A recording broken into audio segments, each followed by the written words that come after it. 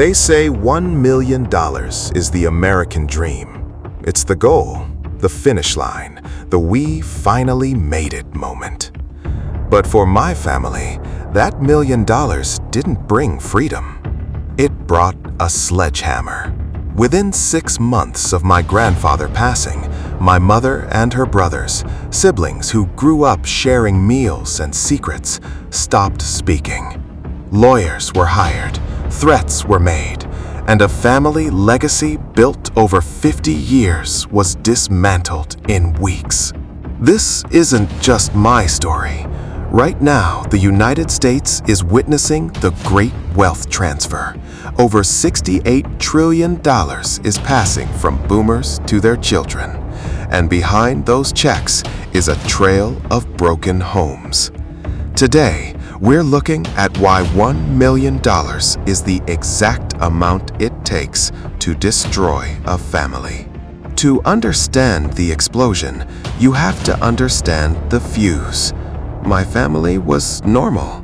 We had Sunday dinners, we celebrated Christmases. But money has this terrifying way of acting like a liquid. It fills every crack and flaw in a relationship that you didn't know was there. When the will was read, it was simple: divide everything equally. On paper, that sounds fair. In reality, it was a disaster. Because in a family, equal is not the same as equitable.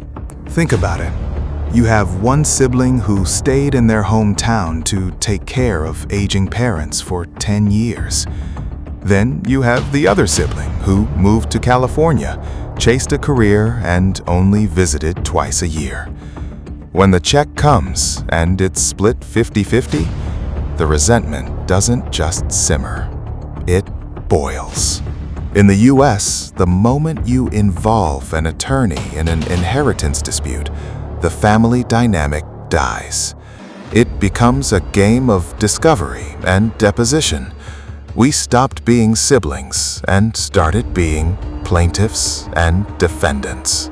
The fight wasn't even about the cash. It was about the house, the childhood home in the suburbs. One person wanted to sell it to get the liquid cash. The other wanted to keep it as a legacy. This is where the $1 million becomes a curse. It's enough money to fight over, but not enough money to solve everyone's problems at once. Every email became a weapon. Every memory of "Mom liked you best" was used as leverage to prove that someone was manipulating the will. If you're watching this and you're in the middle of a probate battle, ask yourself, is the $500,000 you'll walk away with worth the $200,000 you're going to pay a lawyer to hate your own blood? Psychologists call this inheritance trauma. It's rarely about the math. It's about validation. For many, the inheritance is the final scorecard of how much their parents loved them. If you get less, or if you feel cheated, it feels like a rejection from the grave. In our case, the silence was the worst part. The group chats went dead. The cousins, who had nothing to do with the money, were told they couldn't see each other. This is how generational trauma starts. We are trading our children's relationships for a bump in our bank accounts.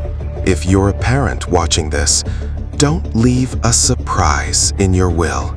Radical transparency is the only cure. Sit your kids down while you're alive. Tell them exactly what the plan is and why. And if you're a sibling fighting right now, consider mediation. A mediator is a fraction of the cost of a lawyer, and their goal isn't to win. It's to find a middle ground where you can still share a Thanksgiving table in 5 years. My family got the money. The house was sold. The accounts were settled. but the cost was an empty seat at every holiday for the rest of our lives. $1 million can buy a lot of things, but it can't buy back a sister. It can't buy back a brother.